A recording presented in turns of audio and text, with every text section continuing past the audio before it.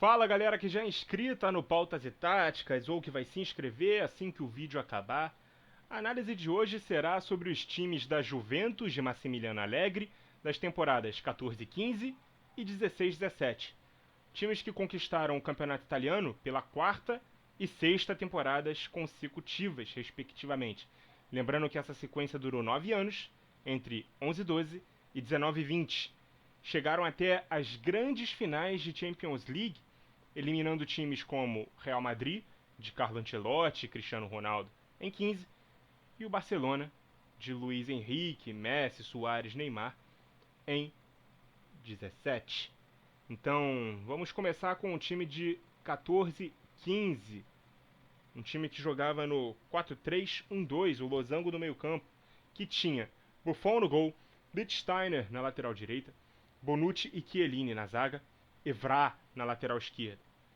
Pirlo era o primeiro volante, Marquise o meio-campista pela direita, Pogba pela esquerda, Arturo Vidal, o homem mais adiantado, a dupla de ataque, Tevez e Morata.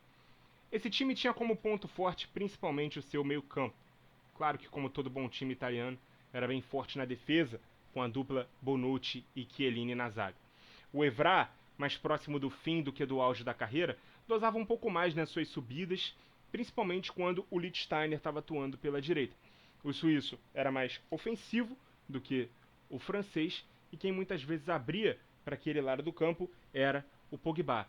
Com isso, o time tinha uma variação para uma espécie de 3-1-4-2, quando o Marquísio e o Vidal se alinhavam, o Evra ficava de base, o Pirlo na frente da defesa, e a gente podia ver ofensivamente o time se posicionando dessa forma. Porém, quando o Bazzarli, que era zagueiro, poderia jogar como lateral, ele substituía o suíço, né, o Lichtsteiner, e com isso era o Evra que subia um pouco mais. E aí, por sua vez, era o Marquísio quem abria mais à direita e o Pogba ficava como esse vértice esquerdo de um triângulo momentâneo de meio campo na fase ofensiva, beleza? No meio dá para dizer que o time tinha 4 volantes, mas nenhum deles com características 100% defensivas. Pelo contrário, o Pirlo era um redista que jogava por trás do Marquísio e do Pogba. Vamos colocar aqui de novo o sistema base para a gente poder falar sobre essas funções. Ele era um armador que começava as jogadas de trás, que era protegido por esses dois jogadores, mas que também são jogadores mais armadores. E mesmo sem um Gattuso para protegê-lo, né, como nos tempos do Milan, ele contava com a ajuda desses camisas 8, o Marquísio e o Pogba, para poder ajudá-lo. Principalmente ajudar a correr, né, se eles se lançarem ao ataque, além da intensidade do Vidal, que era um box-to-box e era o homem mais avançado desse losango, mas que na fase defensiva contava com o Marquísio e o Pogba abrindo, e o Vidal recuava como se fosse um segundo volante para o lado do Pirlo. E aí o time tinha essa variação para um 4-4-2 quando estava defendendo.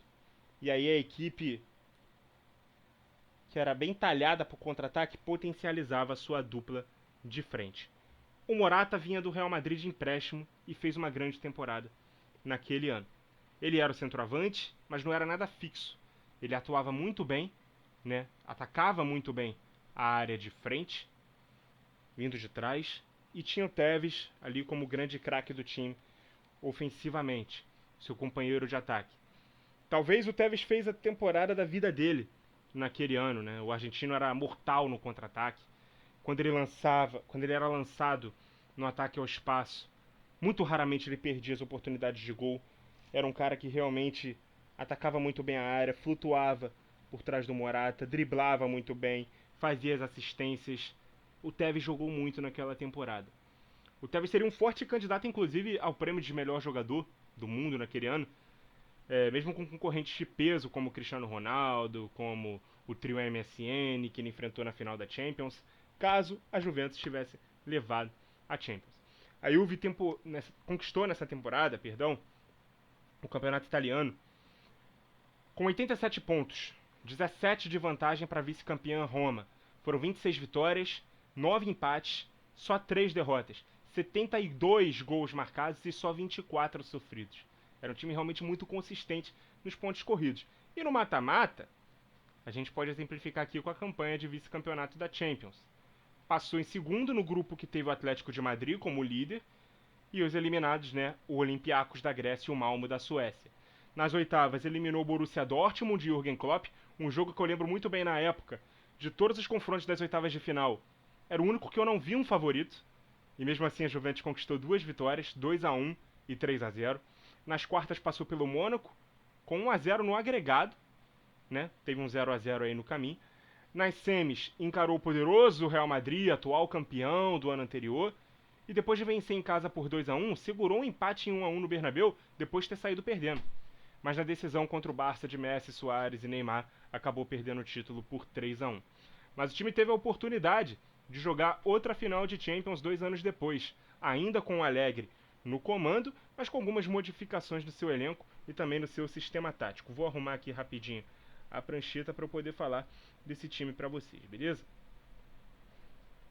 Era um 3-5-2 que tinha como base o seguinte time: Buffon no gol, Bazzarli, Bonucci e Chiellini formando o trio de zaga, Pjanic e Khedira, os dois volantes, Daniel Alves na ala pela direita, Dybala encostando em Higuaín e Mandzukic na dupla de ataque e Alexandro, brasileiro, na ala pela esquerda. Era um 3-5-2 muito técnico e ainda mais sólido na defesa, com a presença do Bazzarli, dessa vez de fato como titular, ao lado do Bonucci e Chiellini. Inclusive se chamavam o ataque do Real Madrid, né, Bale, Benzema e Cristiano, de trio BBC. Esse trio de zaga da Juventus também tinha o mesmo apelido. Muita gente brincava, né, com essa questão, né, do apelido do trio BBC, mas o forte daquele time era os contra-ataques.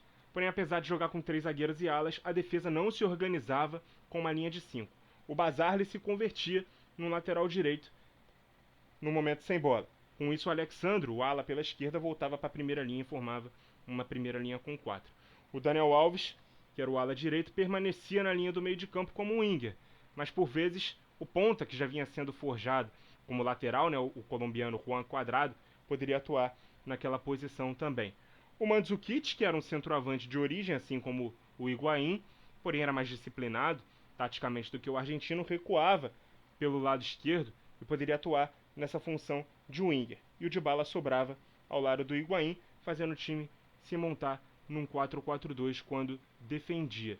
Isso preservava tanto o Dybala, para ser o segundo elemento da dupla de ataque, quanto o próprio Higuaín, que chegou na Juventus vindo do Napoli por 90 milhões de euros. Pode parecer inacreditável hoje em dia para quem viu o Higuaín só nos últimos anos de carreira, mas ele no auge era um grande centroavante. Inclusive esses 90 milhões de euros representaram a contratação mais cara da história da Juventus e que custou mais caro até do que o novo estádio da equipe italiana. O 3-5-2 que atacava era um 4-4-2 defendendo. No campeonato italiano, o time venceu com 91 pontos, apenas 4 à frente da Roma, um pouco mais apertado em relação ao time de 2015, mas marcando muito mais pontos. Foram 29 vitórias, 4 empates e 5 derrotas. 77 gols marcados, 27 sofridos. Na Champions, o time liderou o grupo que teve o Sevilla como segundo colocado, Lyon em terceiro e Dinamo Zagreb da Croácia em quarto. Foram 4 vitórias e 2 empates, passou pela fase de grupos invicto. Nas oitavas, 2 vitórias sobre o Porto, 2-0 e 1-0.